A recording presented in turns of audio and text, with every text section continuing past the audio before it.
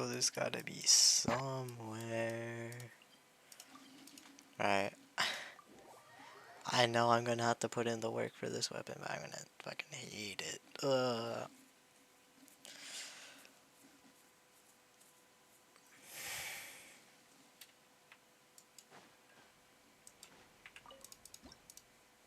Shit.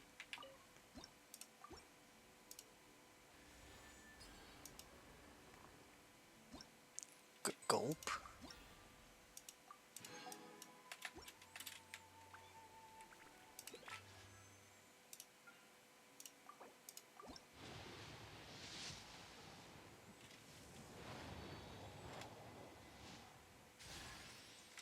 Oh yeah, that's fine.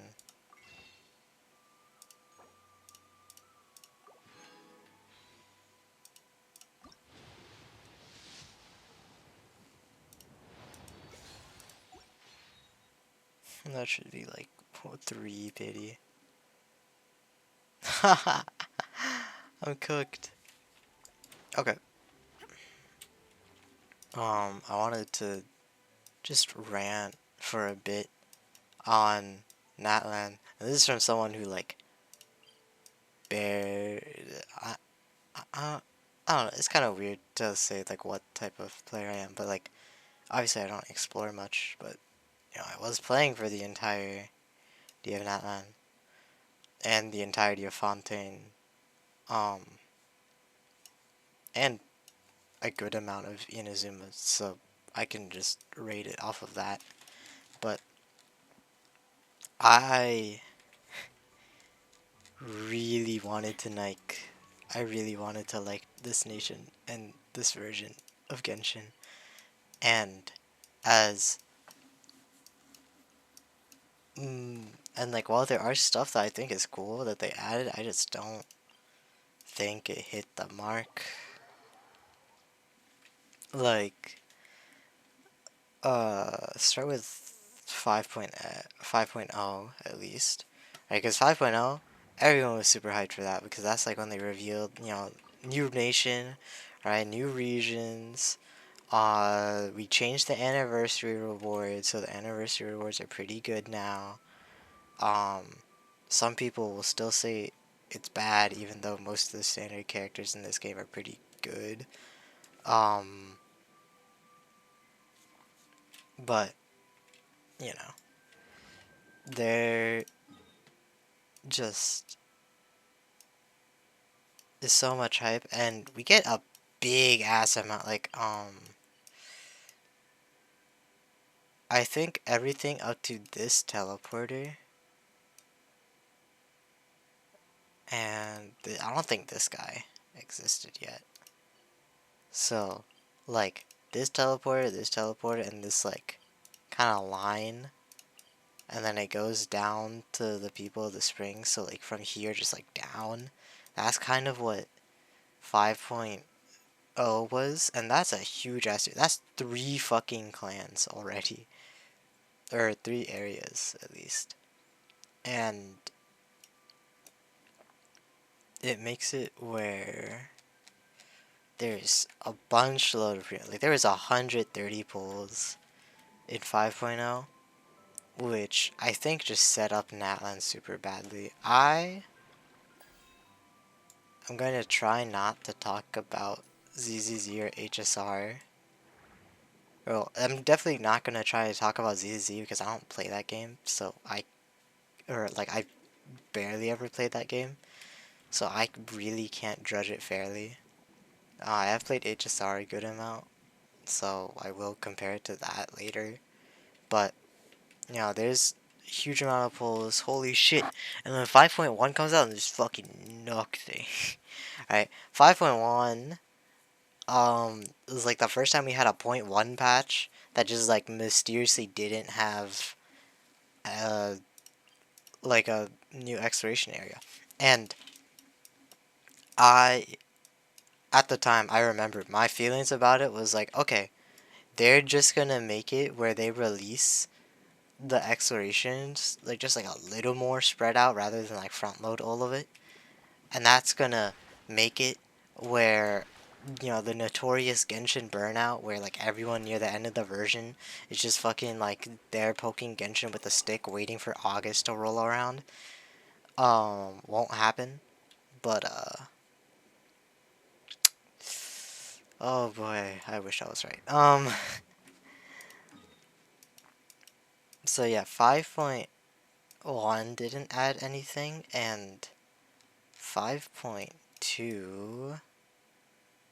Pretty sure 5.2 was this area, like Ochka, Natlan, and then Oraran and Sitlali's area. Yeah, and Chaska. I'm pretty sure. Right? Let me really quickly check that. Genshin 5.2 update. So this is when. Yeah, this is Zhongli Nuviet. Chaska Oraran with Linny. Um,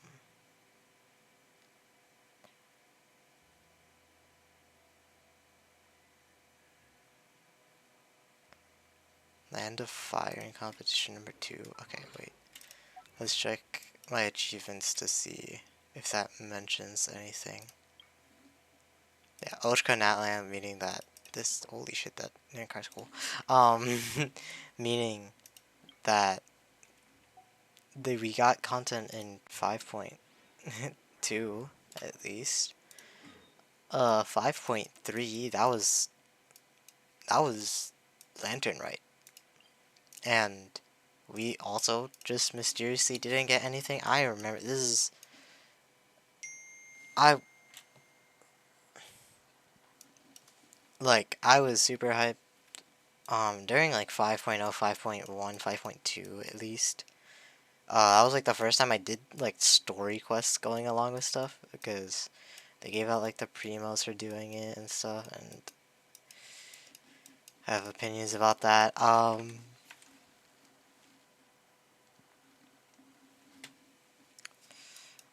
And I was like, okay, this is cool. I was going into Natlan, very excited. I was like, oh man, I can't wait to pull all like the characters that I'm gonna love and stuff. Right, I can't wait to like see like use all their cool kits. Alright, like once I get like Raiden C0R1, I'll be able to pull like other characters that I want. Um, I think unironically, among my friends, I own like the least Natlan characters. It is 1, 2, 3, 3. I own 3 of them. 2 of them are 4 stars. This one's given out for free, but I did pull for him. I also pulled for Yansama because I wanted Xian Yun. Like, genuinely, I did not, like, it did not hit me that I really would not care enough. And, like, the thing is, I'm looking at, like, Mualani, what Kinich, what Chaska, what Sitlali, Mavuika, Ressa do, and, like, I don't think I would even get them on reruns.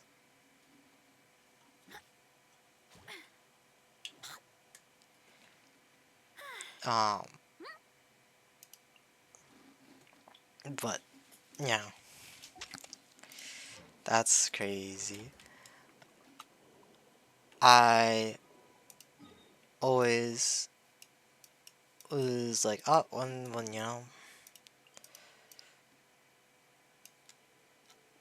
and I think 5.3 was like kind of what set into me as like, holy shit, I actually really don't like this year for Genshin. That was with the leaks and then release of Mavuika. Uh, I'll I'll say it now. A lot of Natlan characters, they're pretty like Mualani was already like very cool and stuff, very high damage dealing. I guess is the better words for it. Right, she was getting that constant like, oh, is she better than Uviet? And it's like damage wise, yes, but Uviet's fucking like heals himself. He just has the big ass fucking AoE and shit. So he's just more comfortable. So it's like, oh, Nuvolet's better. Kinich is another case where he's attack scaling, wants Bennett, but other than that, he's fine. He's kind of like Navia hitting like the big ass cannon shots, boom, boom. All right, then we got Sealan, and Sealan is like Kazuha alternative, which is pretty crazy. Unironically, I think I think it's both cool and somewhat mystifying. I guess, is that a word?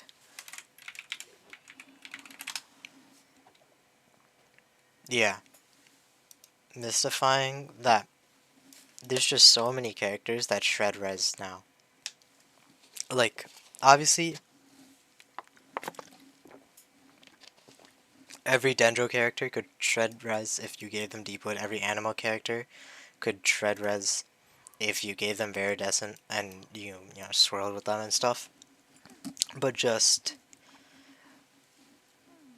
like we got Sealanen, who literally also gives 40% damage bonus, and the like it's like 36, but you know in the world of Red Shred, like fucking 4% difference barely matters, kind of. Um, we got Sit Lolly, who shreds like Zhongli amounts of res, but she's also good for other reasons. And then we eventually get Escoffier, who shreds res in one specific team archetype, but you know, just kits that like feel more and more ambitious and stuff. And this is where I can start complaining. I feel like my first um instances of like worry about Natlan was actually with Chaska. Chaska is what I would call like the first melt incentivized DPS, like forward melt DPS, because um like most characters, most Pyro characters at least, like Diluc, Klee, Hu Tao, Yoimiya, Yanfei. Who else is Pyro? No one. Alright, these are all Vape characters. Linny is like Mono Pyro. Gaming at the time was Vape. Right, and like melt teams, while they existed, they were very much like a thing you'd have to go out of your way for, and a lot of the times, melt feels like a side grade, if that makes sense. Where, vape just feels more fluid and consistent, but with melt, you have to actually, wait for your slow ass cryo appliers to apply cryo, and then you hit to melt your hits. And while it does balance it out in a fair way, it also makes it where melt does not feel that fun to play. And now we get Chaska, who you're pairing her up with like Bennett Farina, and then like eventually, uh, at first it was Auron, but everyone knew it's like, I'll just slot in a cryo character, and then we have a forward melt DPS. I'm pretty sure people tried it with Diona C6, and I'm pretty sure Charlotte. Charlotte had to come up at some point because of Farina, but just like I guess she's somewhat balanced out by the fact that she is random, so you could theoretically have some like bullet rotation where it's just like, oh shit, I just vaped instead of melting, or oh, I fucking froze them and then check. No, that would still like, or like, oh, I applied pyro first and I just did like a reverse vape instead. Like, sometimes you just don't get it all the way. And then they released Sitlali. Sitlali, I think, Sitlali's a little bit odd. I think she's cool. Um, I think that Lali's kit is like it does a lot, but it also feels pretty balanced. Like Melt still feels awkward, even with Sitlali, but uh, it does make it where melt teams are now very much possible, and um, you know, it's still uncomfortable, but I guess you have it on one cryo character rather than having to run something like Rosaria Kaya, where you have like two cryo applicators, and that takes up two entire team slots. But and also Arlecchino Melt, for example, um, the rotation is like kind of specific. Other characters that have like Melt team, I guess Hu has like Melt Plunge, but I'm pretty sure Silanen, Farina, Yelan is better. Diluc has Melt Plunge, where you have to wait for Cryo to be applied and then you plunge. Gaming has something very similar, where you wait for Cryo and then you use a skill. But, now we have a full-on Melt buffer, Melt Vape buffer, right? She shreds Cryo, or not Cryo. Ooh, Cryo is the one thing that everyone wishes she shredded. No, she shreds Pyro and Hydro resistance, and because of scrolls, she gives damage bonus for those as well. And I guess this is a good time to talk about how I feel about building Natlan characters. Um, it feels weird to say this, but I don't like these sets. Both of these sets, I honestly wish something like what we get in Scrolls or something like what we get in Obsidian Codex just never happens again. Um, Mario shall say, while it is a lot, it also has sometimes a useless two piece. And it's obviously stacking, which makes it where okay, you either front load it with Farina, right? Or you make it viable on other characters with Farina, or you have to like cuck a little bit of your early damage to get it stacked up. And I can't tell if it's the fact that it's stacking or if it's the fact that like it requires a character to be used like is what makes me like not feel biased against Mario Shosei, even though it objectively is a crazy two-piece effect. This is bunch of crit rate, especially when we already have things like crit ascensions. Um, in, I think it's still cool that most of the time you have like on other characters. Let's say Hu Tao. Uh, yeah. Let's say Hu Tao. My Hu Tao probably isn't built right now. Oh no, she somewhat is. Right. She's on Crimson Witch still after like years. Although usually she's on this weapon, and it's like wow. I have a super. Let's say I have a super min max Hu Tao. That's like when. Like if I'm playing to like fully min maxed out, that's when you go to Marshall say Hunter. So I guess I also like that there are trade-offs. Like there's a very certain point that you have to hit for Marshall say to become better, which I like. Obsidian and Scrolls are just the objective best for every Natlan character, and I feel like that kind of fucked their design, cause like two-piece Obsidian set every Natlan character now gets 15% damage bonus, which is both a lot and a little. Right? Every Natlan character gets 40 crit rate for free. Cool. Now we just made it where crit needs are essentially useless for most people. Especially when you take into account some characters already having like 20% crit rate from Ascension.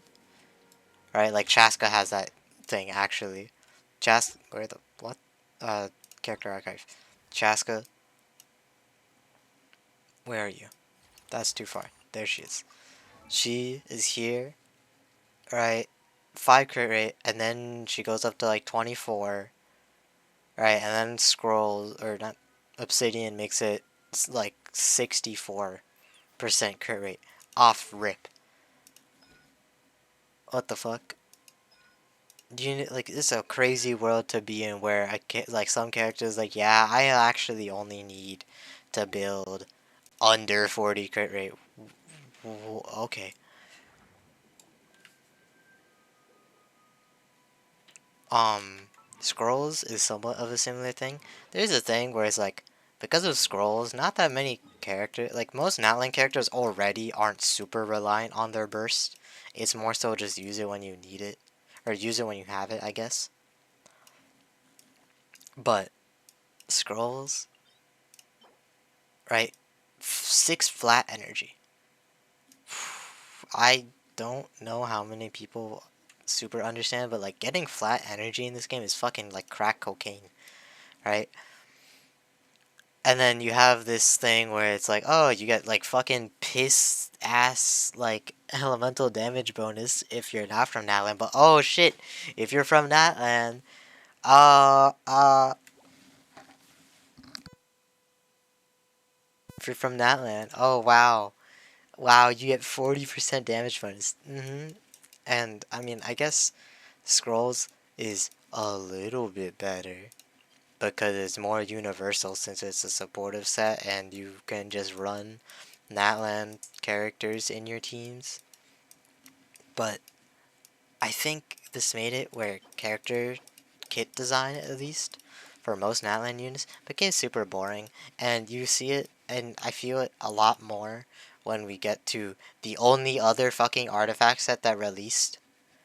I haven't checked leaks yet for 5.8, but I don't think we're getting artifact sets in 5.8 because we always get artifact sets in like the point oh version. So I think we genuinely have left the version with Scrolls Obsidian and then 2 other sets. Okay. Um and then there's Mavwika. I can complain about Mavwika so much. This character does so many things. So has such overtuned damage. It's fucking absurd. Right, and her cons are also just like something where it's like, why the fuck does she like? I care more so about these two. This one not as much, but this one especially. Um, Mavwika.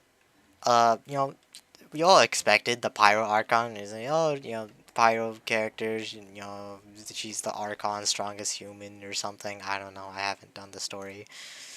Like, oh wow, woo, she does a lot of that. Like we all expected her to be good. I remember a lot of people wanted her to be an off-field pyro applicator, which, well, that would have been nice. Obviously that was not happening, but um, they weren't wrong. We got that as well, alongside her being an on-field DPS. Right? Mavwika has 2 skills, one for holding, one for tapping. That's Skirk. Skirk comes later. Um, tap the skill, you get the thing, applies pyro like once every 2 seconds. Yeah, this is 2 seconds. It's like Kokomi jellyfish. Alright, pyro every 2 seconds, no ICD, I'm pretty sure. I was thinking of PMC, who is once every 3 seconds. That's who I was about to say. Alright, she gets this. It applies pyro from off field. Um, it kind of goes into this other thing. I feel like people hate on Singling a little too much, especially when this character is not what she used to. Like, hating Singling back when it was like, oh, child, Ganyu, I guess like Xiao, or you're like melting with Ayaka or Kokomi or something. I understand it then, but Sangling's role as a character went from being a sub DPS off damage dealer where you actually are caring about her stats to like, uh, I don't know, like most Sangling situations where you would need her, like Mualani or Kanich in early 5.0, or fucking sort by ER and just equip whatever is the first thing that comes up. I think my Sangling is like a little built right now. Oh, right. But as you can see, obviously there's a stat I care a lot more about than this crit rate and crit damage. Or this attack. You see how abysmally low this attack is? It's because you don't give a shit. That's like, you're not supposed to care. Now anymore, at least. She just is here. She does her burst. She applies pyro a lot. And then she's, there. Like, and I understand Sangling has like the con restriction of C4. She is more con reliant than other 4 stars in this game, but um,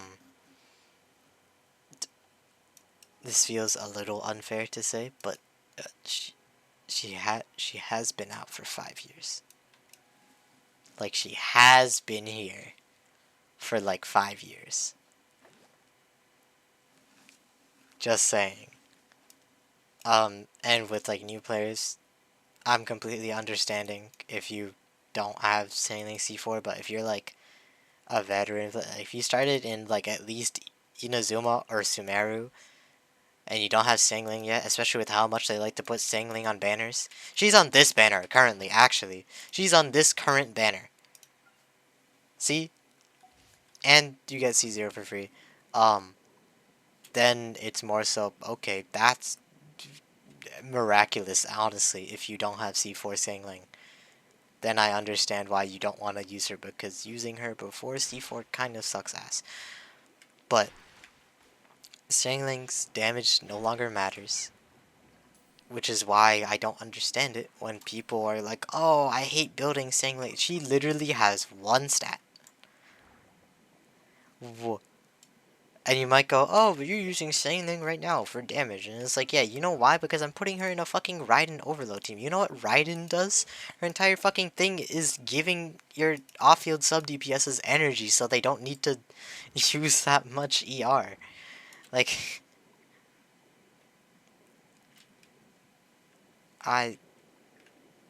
that's another thing. Sangling is honestly a little underrated. I don't want to say underrated because people either glaze the fuck out of Sangling or hate the fuck out of Sangling. I think she's overhated and a little bit underrated now, at least now that we have PMC and Malvika, and I understand that not every team needs, the 1 second of, like, 1 second unit of pyro application, but, it's still a pretty good amount. Then we get into, where is this? PMC comes out. I haven't done the story. I don't even have Pyro Traveler, but he's kind of just like Mavuika, but just the tap skill. And then Mavuika's burst. I honestly don't know how I feel about the entire fighting spirit thing. I think when it came out, I think it was ridiculous. I think it's just so crazy. It's like, wow, actual racism unit from Racism Nation. If you're right, plus 40% crit rate for racism reasons, plus 40% damage bonus for racism reasons. Their Archon, racism. Run her in like essentially a full Natlan team. Or get cucked. It's a big hit of damage, which I think really the only issue I have with Mavuika's burst is just that it feels like it does way too much damage. Or more so, that her damage isn't balanced around the fact that her burst is a nuke. That you are intending to melt. She's a forward melt DPS, by the way. And a very consistent one. The thing that we found out when leaks were happening, no one knew that Mavuika could do 4 melts until we figured it out one day. I figured it out because there was like this one video that everyone was going crazy about this Chinese like speedrunner. I think they were a speedrunner. They're either a speedrunner or like some beta tester that just jumped in the middle of Mavuika's motorcycle spin and then just melted double the amount of times you would have normally. That's fucking nuts. That's nuts, right? 4 melts 5 melts, including her burst, I guess, but like her motorcycle spin is 4 melts. That's nuts.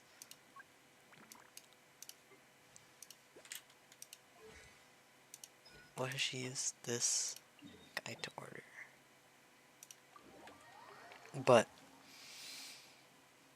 Mavuika also can be used as an off-field buffer. She also buffs, like, innately, not even just with scrolls. Like, with scrolls is already one thing that I'm not the biggest fan of. But, no, she has an innate, like, it's like decaying 40% damage bonus that she gives to the on-field character. Yeah. After using Elemental Burst, every point of Fighting Spirit, when it is used, increases the damage of the current active party member. Right? So, if you're using her on her on-field playstyle, she's giving herself 40% damage bonus, which isn't super uncommon. Like, Hu Tao gives herself 33% for being under 50% HP. But gives the current on-field character, meaning that she can be off-field. She literally just burst, do a big-ass chunk of damage, and then fucking leave. And it's like, oh shit, we're doing this. And I saw this Rubik's Cube on my desk, so I'm gonna start solving it now. Okay, wow, thank you for this kind contribution to the video game. Like,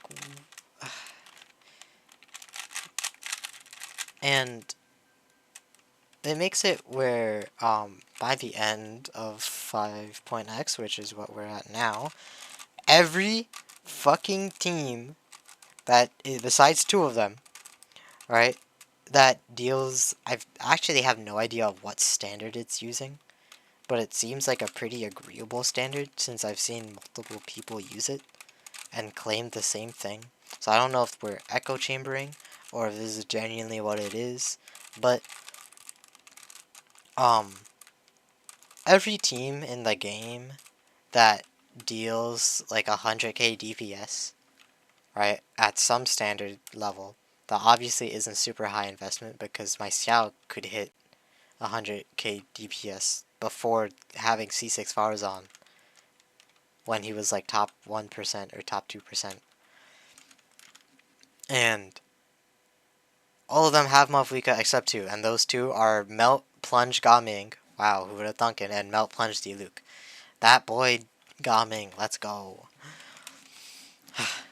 Everyone else uses Mavuika. So, you know, wow, Mavuika special. I love Mavuika. She's so cool.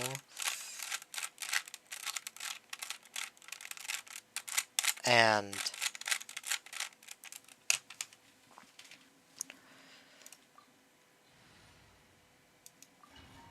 I just can't with her. Everywhere I go, it's Mavuika. It's literally, I don't know if people are like fucking simps or something, but it's like, people always complain, oh shit, everywhere I go, it's all Singling this, Singling that. What the fuck, are we not complaining about Mavuika for the same exact fucking thing? She is quite literally used in every meta team. Besides 2. Well, and I guess you have New Villette as well, but damn, it didn't crit. But like nearly every character uses Mavuika. What the fuck? Or they have a super busted fucking kit that buffs so much, cough cough escoffier, cough cough skirk, to the point where it's like, oh shit, we were able to get away from Mavuika. Why? Because we fucking put our own things in. And we also have very specific restrictions put in place to make it where you can't combine the 2. Thank fucking god. So now I can talk about post Mavuika effect. Damn it, I have to leave the domain to pull up character archive. The character archive is like my best friend. Alright, now it's like a checkerboard on my Rubik's Cube. Character archive. Right? Whew, I can't really talk about her. Yansan got created, and I kind of think Yansan got created because of Mavuika. but I also really want to say no, because I really like Yansan. Do I have her built? Fuck no. I don't use that many attack scalers, but like Yansan, Yansan is a case where it's like, oh shit, it really feels like they went, oh shit, we buffed the fuck out of this character, or we had this stupid broken character, maybe we gotta buff everyone else by giving everyone double attack scalers. But you know what the fucked part is? Is that Mavwika is also an attack scaler, so she just benefited off of Yansan's existence. I'm pretty sure Yansan alone can generate enough fighting spirit for Mavwika to burst every rotation. It's not like you're still not gonna use like Sealanen and Silali, but oh my god, okay. And then we got Varessa. Varessa has stupid huge numbers. I can't pull up her numbers because that's not how this thing works. I can't like show like what the max version is. But um Varessa's numbers are fucking huge. Right? They're fucking huge. She uses Overload, which is already like a team archetype that buffs the fuck out of your character by giving them 40% attack, Red Shred, and then if you're at C6, 60% damage bonus. I love Shivers, by the way. I'm playing, as you can see, I was playing Rhino Overload just then. But I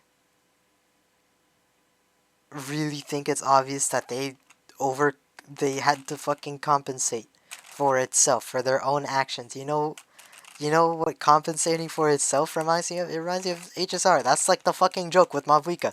Holy shit, they put fucking HSR devs in our Genshin room. Shit, and now we got Mavuika. Fuck, I don't want this. God damn it. Like, I do not want anything near what this character does to happen, but it did. So now I have to deal with it. Speaking of a post-Malvico world, we also have Escoffier.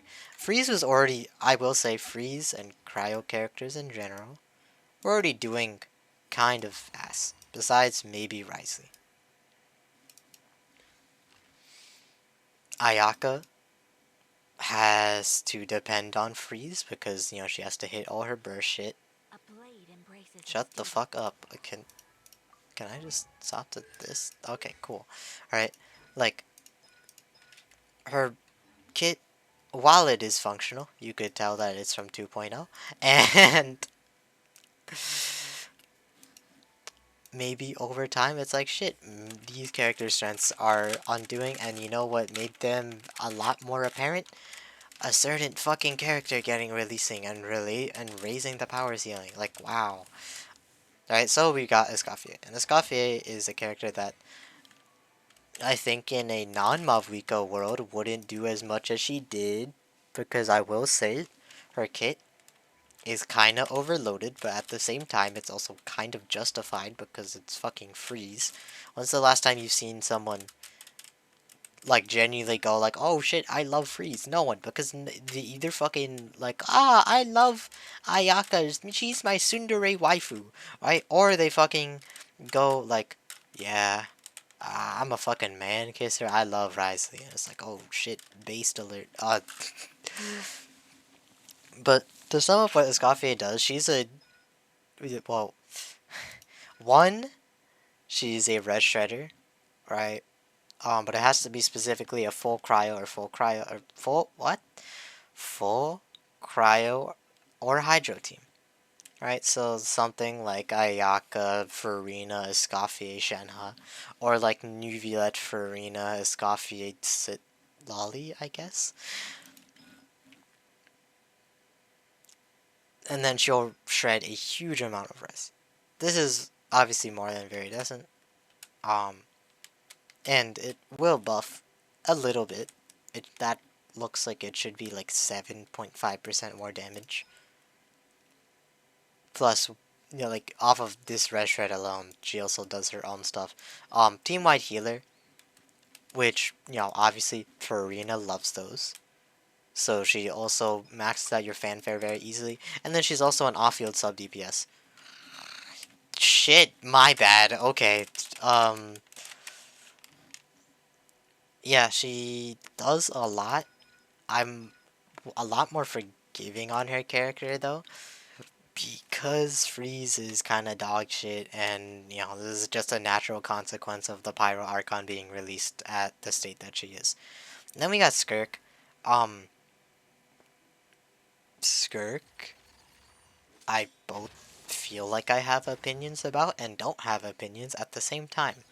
Um, her kit is overly restricted, right? That's like her thing, right? Full cryo hydro team, full cryo hydro team. This one for some reason is just all cryo reactions, but I guess that makes it where she's like, oh shit, if she's fighting a fucking big ass pyro slime, she's still proccing her thing. Okay. Um, but I don't know. I feel like Skirk doesn't feel like a freeze DPS, but she feels like a cryo DPS that has a freeze team. If that makes sense. Not much in her case. I know I just showed the thing where she needs reactions specifically, but those reactions do not feel like void risks are important, but oh my, void risks are important, but it's like this is with any reaction. So, and most of it is off of this. This is this could be this could be kept, but I feel like this rather from being cryo or hydro hits, it should be instances of freeze being triggered, because it's like you have a cryo on fielder, you're usually using a Scoffier alongside like a Farina or a Shenhe or a Elan, like you're fucking gonna trigger freeze really quickly. But and then obviously Skirk damage, wow, overtuned because you know post Mavuika world, and it just leaves like a sour taste in my mouth. Let's talk about artifact sets now, because I was talking about that earlier. Um, when Varessa came out, we got two new sets. One was intended for Skirk, one was intended for Varessa, and both of these sets are fucking dog shit. In complete honest opinion. Okay, so first we have this. I don't know who designed this, but I feel like this is a very weird way to design a kit.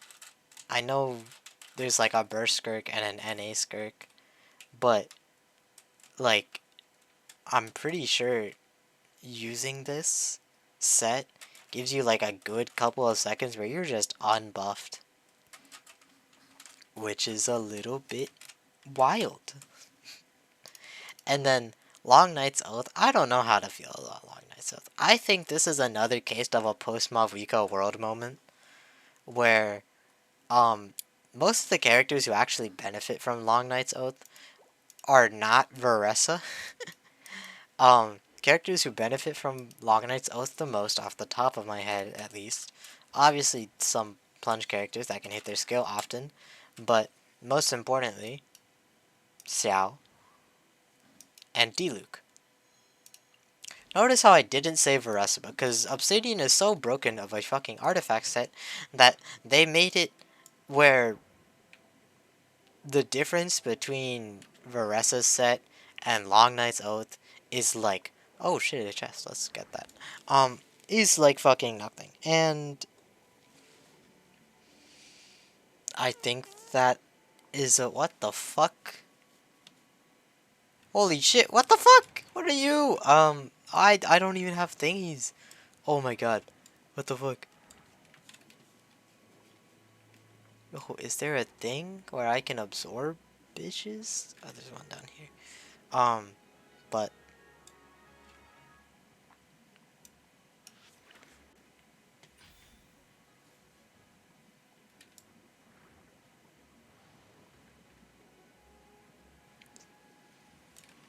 the fuck? Oh, that's a one-shot. Okay.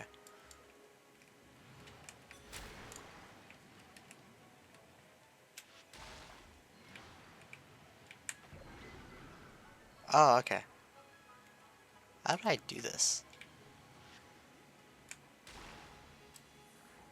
Assuming I shouldn't be here. Oh, okay.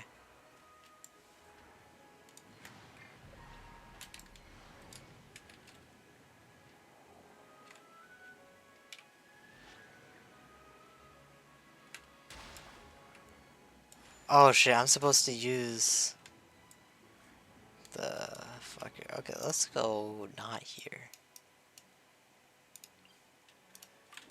But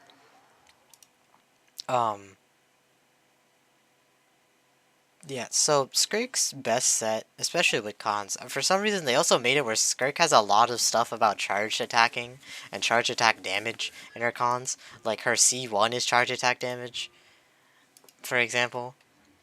So anything past C1 makes it where it's like, okay, well now you don't want her Sig set and you actually want, holy shit, you actually want Mario Shosei because you're using Farina anyways.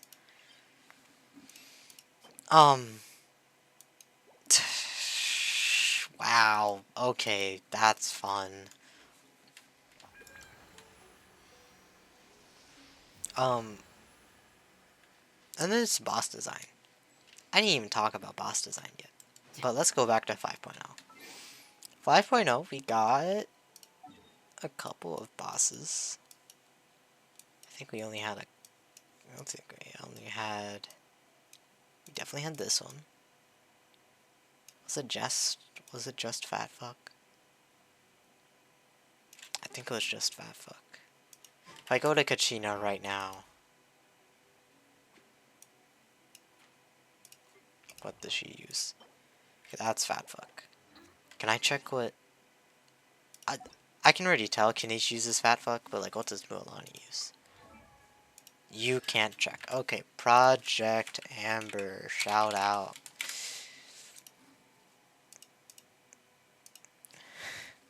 Project Amber, Mualani.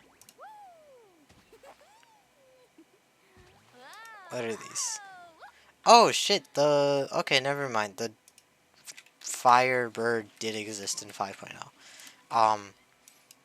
Okay, so we'll start with those then. So Fat Fuck. I actually think Fat Fuck is one of the better designed Natlan bosses. It has a gimmick, but the gimmick isn't very forced, which I like. Alright, it's both like very accessible, at least in Abyss it is. Let's find out if it's as accessible in not Abyss. If I can even like live, if it lives, I guess I'll just like not damage it. We can run like a shit ass team, like aggravate Chlorind. At least we're not using Quick Bloom. I don't know why people thought Quick Bloom would be good for Chlorind, but now Fat Fuck, the way that this Jai works is that occasionally, I don't know what intervals it actually is, but they'll place down like berries, and oh shit, oh like right now, right, and obviously you know it'll it's supposed to burn the floor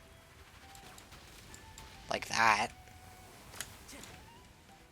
Yeah, you see, it scorches the ground, and a thing that you can do is that when it drops the berries, you can, you know, infuse yourself with pyro and then do something like it. The pyro went away. Okay, but you will be able to hit the berries with Animo the same way you could like Bulbasaur, I'm pretty sure. But that makes it very accessible. God damn, this fucker does not scorch the ground as often as they do in Abyss. I guess the Abyss version makes it is easier then. Okay, well I'm just gonna kill this guy then. But oh shit.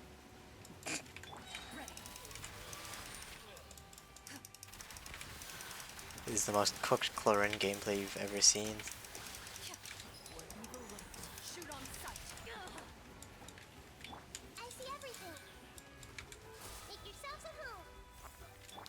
But what?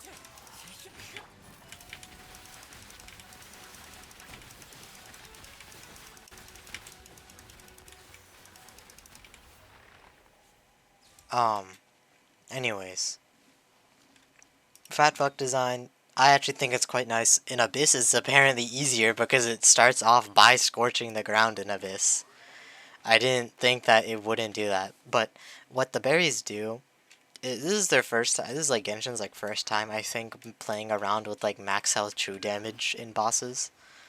Um, I have PTSD of max out true damage because I used to play League of Legends, and everyone who plays League of Legends knows how fucking terrifying max out true damage is, with characters like Camille or Fiora or Lil Nas X. Um, but yeah, each berry is 5% max out true damage, and that makes it where, let's say you're a team that isn't as like design. It also matters a lot about the health pool.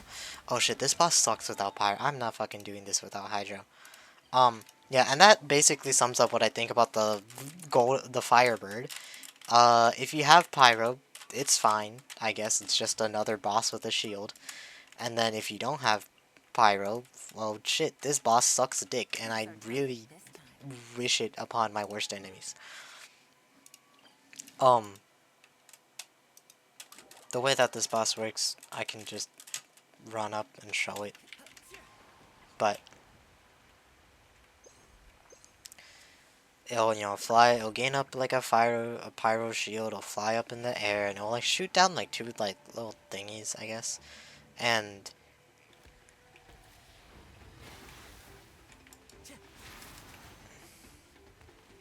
I'm just gonna wait here until it does its thing. That's the thing, Abyss version of bosses, they stall a lot less, which I quite like. The version where it doesn't stall, I guess, is better for like world versions because that means you can just kill it easier. But I feel like having adds to like the inexperience that people have. What the fuck? Is it going up yet? God damn it. Oh, now it is. Yeah. So yeah, it turned into a much smaller bird, and it's, attacks you twice apparently, and then it summons like two things. You gotta kill it. And then I'll do a little bit of damage.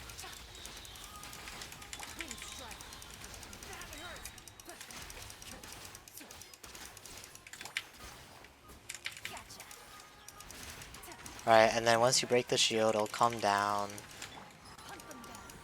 And then, you just like deal damage. I don't have a Yelan burst, so I'm kind of just playing Mono Electro right now. But, I mean, we're in Overworld, so Mono Electro is enough. But, um, you know, it, it feels a lot more trivial. I guess it's cool, but I really feel like the fact that its shield, is really only easily dealt with, or feels like functionally dealt with Hydro specifically, feels like ass. Thankfully, almost every Hydro character's thing is good Hydro application. Unless your name's like Nuviet, I guess? I don't know. But, that's okay. And then in 5.1, okay, this is like my second least. I can't even tell if this is my... Natlan boss design is so bad, I can't even tell if the Ceiling boss is my second least favorite, third least favorite, or my least favorite boss in that game. That's how fucked it is. But, to sum up how the Ceiling boss works, I'm gonna have Kazuha here because I don't know the tech, and I don't really feel like using it.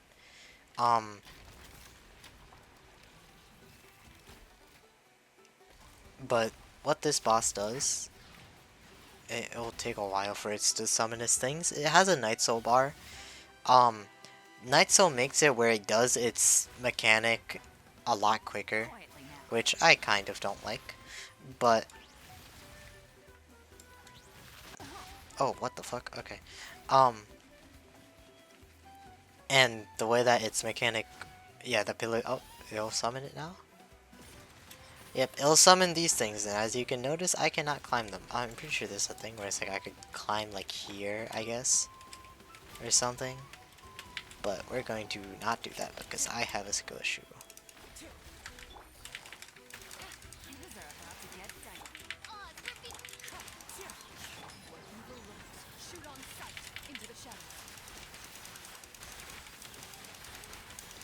But, yeah, the fact that you can't climb its pillars without either using a character with vertical mobility.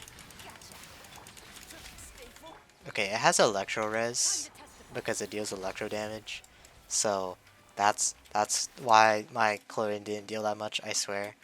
Um, but I just think its design is very boring, especially in Abyss. In Abyss, when it doesn't have, like when it's just you're just fighting against it, it has decently high res. It has like 60% all types, all elements, which sucks ass to play against, by the way. And somehow it gets worse. Okay. Um, but characters that can do the pillar skip without being a little bit scummy. I don't know if Ressa can do it. Maybe she can, but who knows? I don't think Yansan can run up it. Sitlali should be able to jump up to it. Oron should be able to jump up to it. But we didn't have those characters when this boss released. Selenin, who this boss was made for, and she uses this boss, can climb it. Kachina can climb it, which I guess it helps that she's free. But a lot of teams don't super want to slot in Kachina, or they have a three-member core that makes it where if you run Kachina, you're usually running out on something vital like Red Shred. Mualani has like a weird thing where it's like if she jumps in her scale at the right time, she can shut it down. Um, and then other than that, you can't shoot at it, by the way, which is another bullshit thing. Xian Yun can get up to it, but it does feel a little bit weird. Um, I don't remember if Karara can go up it or not. I think I'll hide them coaching Lanyan are a little bit weird about it. Wanderer can do it, but it will take, you know, an entire fucking skill, if you're okay with that. Uh, and then, oh shit, wow, Kazuha, obviously, as you saw. And then if Kazuha can do it, Venti can do it, because Venti goes higher than Kazuha. Um, so yeah, those are the characters without the exploit, and then, but the thing is that most, like, if you're not running teams with those characters, you have to use an exploit, and the fact that I'm saying exploit and not intentional game design really fucks me up, because I don't like the fact that it's like, oh yeah, the only reason why I'm clearing this isn't because, you know, I'm like doing well, it's because I'm kind of abusing the system. It's like, okay, that's nice to know. And then, Papilla was released in 5.2. I actually don't mind Papilla. I think people overhate the shit out of Papilla. Because I'm telling you, mostly every DPS character in this game has at least one team that works against Papilla. Alright, I'm gonna play some bullshit. Like, I wanna see if, like, double Geo Hu Tao can clear Papilla. And I do have a C6 Xingqiu, so that will make it easier. But is he built? Okay.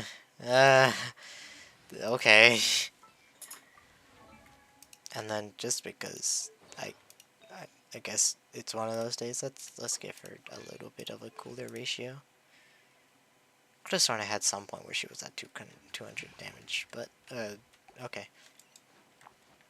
A lot of people point to this as like, oh, Natlan designing bosses around Natlan, even though that's wrong. Um, Once you see it, you'll understand. But basically, these abyssal enemies that look like this, uh, they also mimic other enemies, which I think is super cool. Um, it has a thing where it will have a shield that will get broken after taking a certain number of elemental hits. And notice how I didn't say elemental application because it's elemental hits. And Natlan characters have a buff for some reason where it's like, oh shit, this is what it is. So let's like do this. I'm gonna not swap to Sealonen just so people don't say it's because of Sealonen. But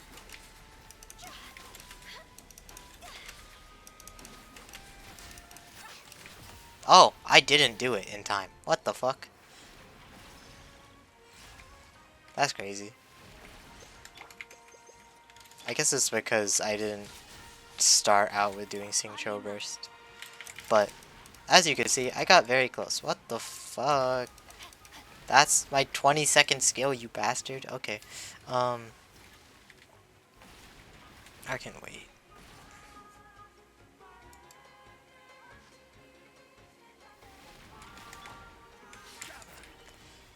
But as you can see, a double Geo Hu Tao team was about to clear the Papilla shield without using Sealonen, and can we even really count Zhongli here?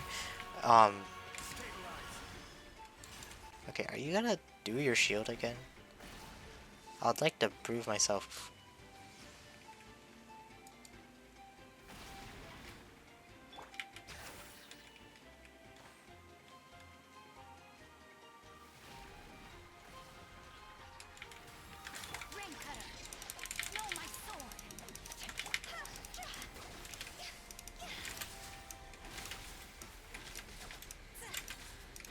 Pretty sure normal attack spamming is better.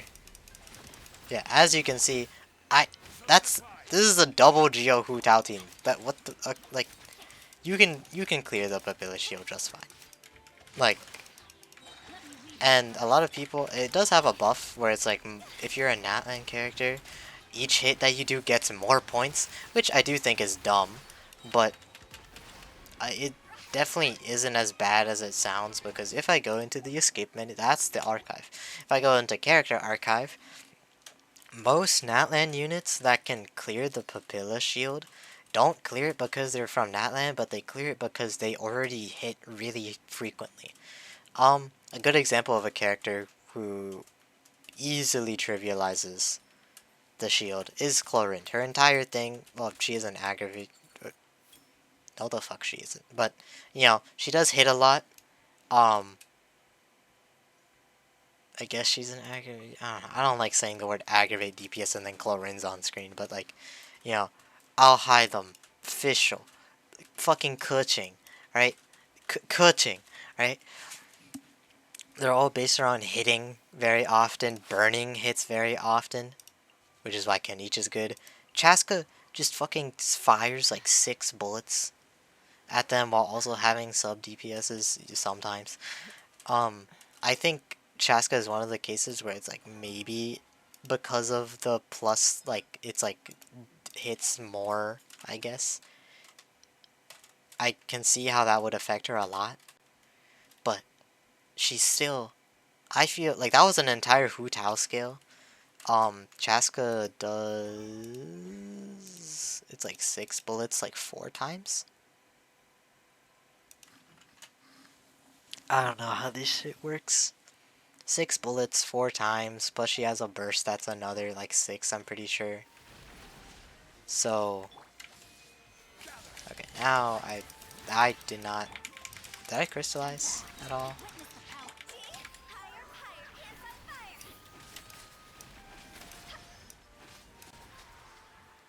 But Papilla isn't that bad of a boss as people say it is, and people who say that Papilla is bad really, I don't know, man. You need to like fight the Geo Wolf Lord again, or like the Thunder Manifestation, or that Seahorse, to like remember what like a truly annoying boss to fight against is. Oh yeah, I will say, in Abyss, Papilla does become a lot more boring and uninteresting because its thing is that in Abyss, if you don't clear the shield, you just get a one-shot nuke, and you can dodge the nuke with iframes or by just running out of the way of the radius, but it makes it where it keeps its high res of 50% all elements, which okay, that's mildly annoying. Why does it do that? Or more so, why have the one-shot nuke if you're just going to, you know, have high res anyways? Just the way that they go about punishing for not clearing the shield is very weird. But other than that, I think it's a actually fine boss, and it's one of the better ones we've had in 5.x. Next boss would have been... Oh, right, this girl. Shit. I've never done this boss in my own world. Okay. I've done it in Abyss, though. It's still in Abyss, right? Yeah, it's still in Abyss, so I can visit the Abyss right now. Because that's honestly a better way, but... this ice woman that I'm about to fight, she's just like... a cryo shield boss. This is probably biased because as you can see, I run overload a lot.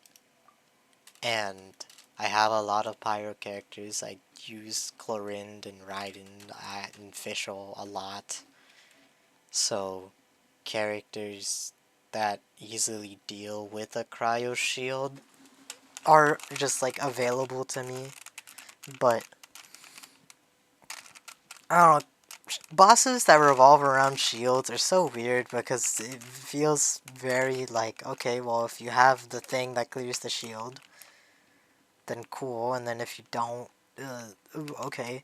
But here it's like a little bit weirder because it's not really like, oh, you know, it's trivialized, where it's like if you clear the shield, boom, it's super easy. It's like, no, if you clear the shield, now you're able to play against the boss.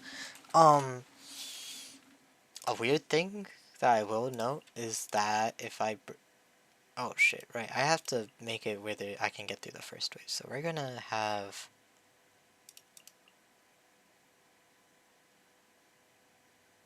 Where's Auron? Here he is. Now we're gonna put Chi-Chi on the other side because who knows. Well, like, Auron and Sitlali, people from the same clan as this boss, they have a thing where it's like their charge attack can deal not even that much, to be honest. That's... My muscle memory is so fucked right now because I don't use DPSs on 2.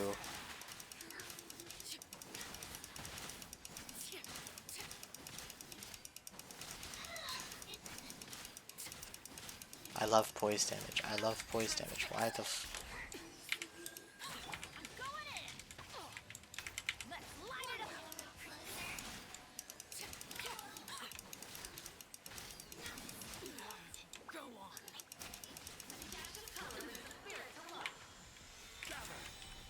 Okay, so now I have a shield up. If I go to Auron and I do like a charge attack, as you can see, it did a little bit of damage.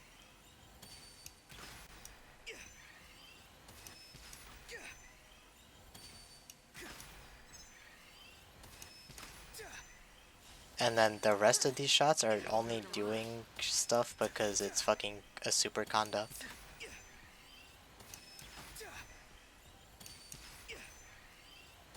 I will say, using Sitlali against this feels a lot worse because she's oh shit.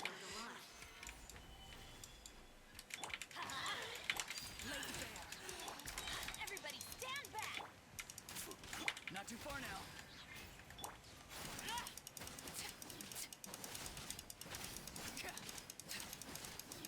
And then, you know, now that she's down, she goes down, and then, wow, you can play against the boss as she does normal attacks.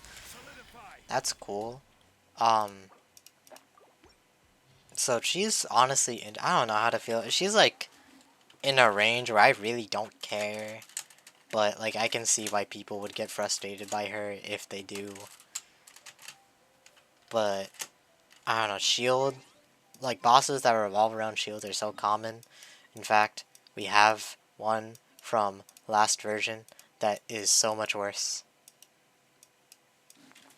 But this girl, she's fine, I guess. She's whatever. And then we get to like the real piece of shit. We got Lava Dragon statue and then the Escoffier boss. I don't even know what the Escoffier is. It's like Secret Source Automaton or whatever. The Lava Dragon statue um has a similar thing as most bosses do, where it has like, you know, a specific element or specific like reaction that it favors.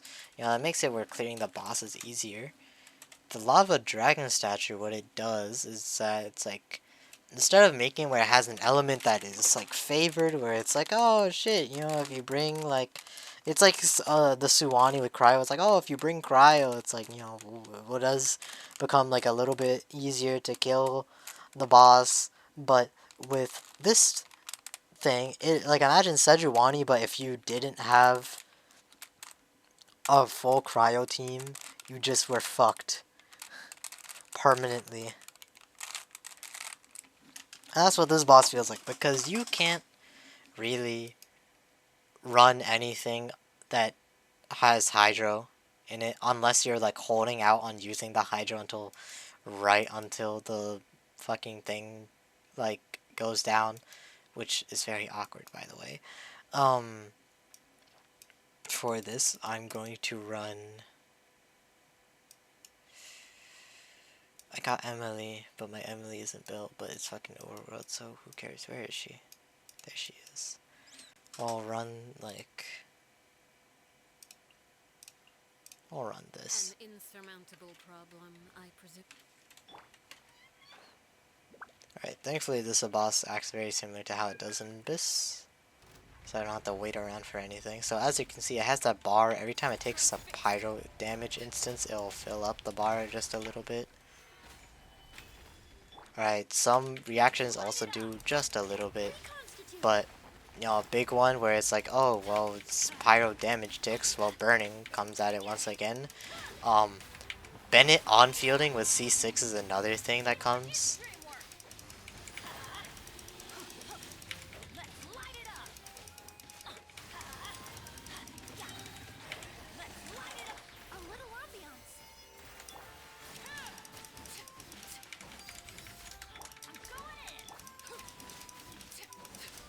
Alright, and then once it goes down, you can actually deal damage.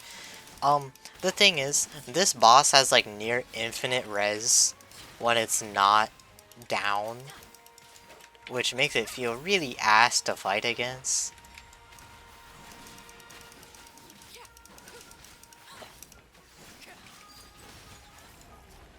Like it's not fun in particular, because it's literally like, you can see that when it's not down, you are like throwing pebbles at it. And then like, you know, oh, when it's down, okay, time to deal like 30% of its health or something, like, you know. And then it also has max out true damage in its thing, so it also has higher HP that they try and compensate for with the fact that it deals damage to itself. So yeah, I'm not a big fan of how this boss works. I go into Stygian. I can try and rebeat it with Chlorine Overload. And then the Escoffier boss, I don't even want to show what the Escoffier boss does. It's a very similar thing to the Lava Dragon statue I just fought, where if you don't have Cryo, you're fucked. Like, literally, it summons, like, lasers, right? And it gets a bar, and that bar will progressively go up, and you have to try and keep it down by you know, doing Cryo damage instances. But the thing is, damn it, I want anyone else that... Damn.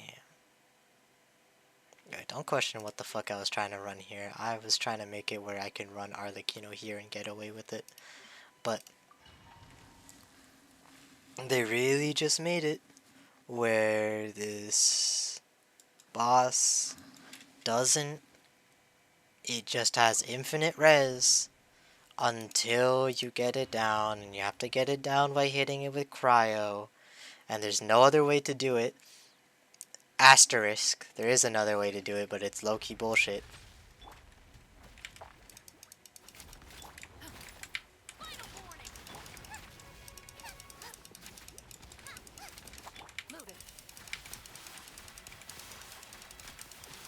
As you can see, I'm in Fearless right now, and while it does have, like, I'm fucking hitting it with pebbles.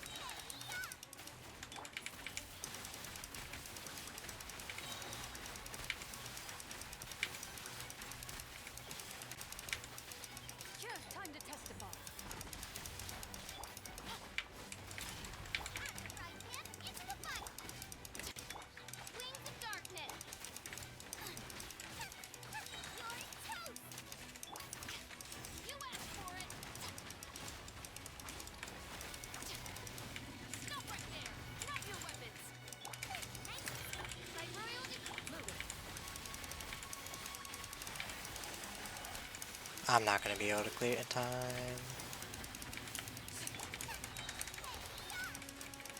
Yeah, but this dumb ass cryobots, you have to like, it's just so boring, and it makes me. And the thing is, leaks that I have seen are that there's going to be a cactus boss that works off of the new reaction that's gonna be seen in Not Cry with the Nepha with Lunar Electrocharge. Electrocharge also works, but just making bosses that work only with one reaction is just so to me.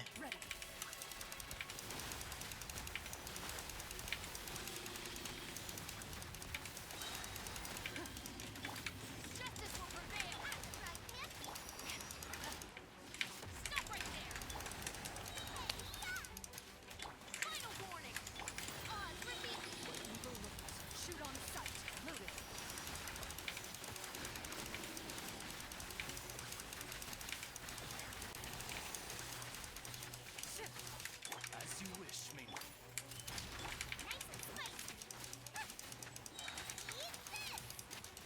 Hunt them down. Into the shadows.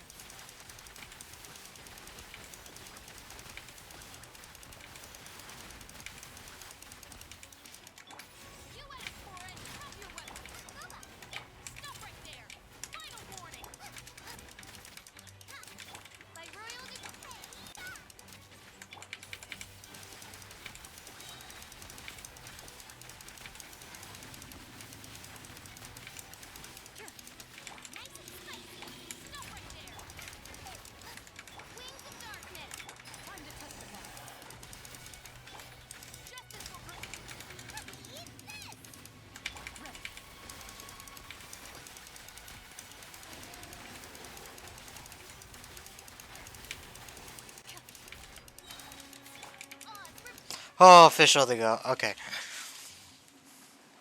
but yeah, the like this boss PMO. I don't think my Layla has anything on right now, or my Kaya. We'll find out when I do. The thing is, I don't. Okay, well, one, he's on Lion's Roar, so that's already an issue. But I have to exit this entirely. They made abysses with like their shit boss design that has been getting worse and worse over the period of Natlan. It made it where Abyss has become a bit more boring. Like, this has been more boring Abyss. Like, literally the funnest Abyss we've had in a while was when Yume Mizuki came out. So they just made an Abyss that wasn't just like a fucking boss rush. Oh my god, that was amazing. That was such a fun Abyss. I mean, there were bosses on the second side, but you know, first half was funny. That was a fun side. But okay, let's view Layla. Yeah, I should. I'm gonna just equip by HP percent. I should do what Farazan's doing.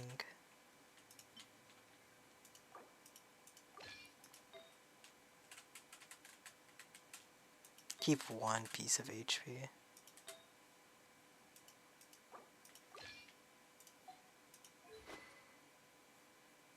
Zack Sword. Whew. That's not Zack Sword either, by the way. But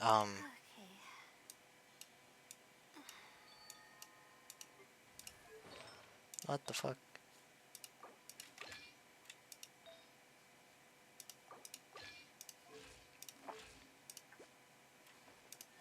Hey, he's on Lion's Roar. If we give him this, there we go. Wait a minute. How much?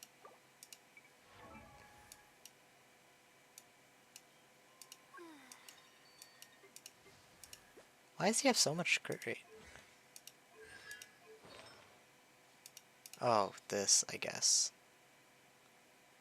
I don't know why he was good at this. I mean, he can... That's how it is, then we can probably swap this around.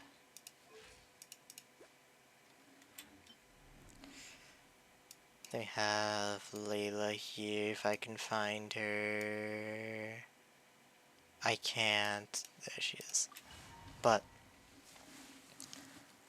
I really hope that Nod Cry is not like the experiences that we've had in Natlan.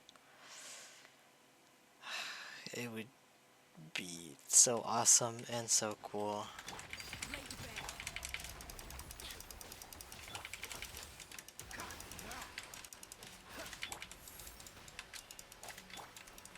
Freeze! Oh, so sorry. Don't be scared. Not now. Dodge this. Everybody stand. Oh, mind if it... Cool it. This moment will be frozen. My guiding stop.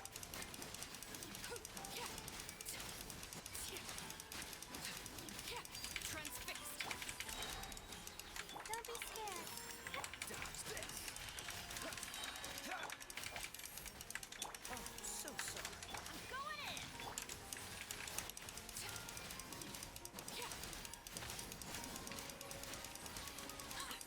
Why is my damn... Oh, I did put her on a way different goblet. I was about to ask. But I really hope Nod Cry is different. I really hope that somehow magically everything that was wrong with Natlan is just not here in Genshin. I don't want to be that type of person to blame it all on a single person, but Da Wei did. I'm pretty sure he took more of a role in Genshin's design this year, I guess. or there's like he had more importance in like everything about it this year. Um, there's many other things that I've heard critiques about. There's like lore stuff that I've heard critiques about, and there are design things I've heard critiques about. I'm not neither of those things are my specialty, so I don't want to talk about it. Um, but I will say I've never heard a reason on why Selenon's an ocelot. Or why Chaska's a bird. I guess it's... I know Chaska... What the fuck? What are you doing here? Let's light it up. This'll brighten up the place. Reconstitute.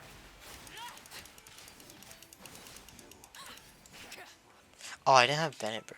Damn, bro, my Arlecchino sucks dick without 200 crit damage. What the fuck?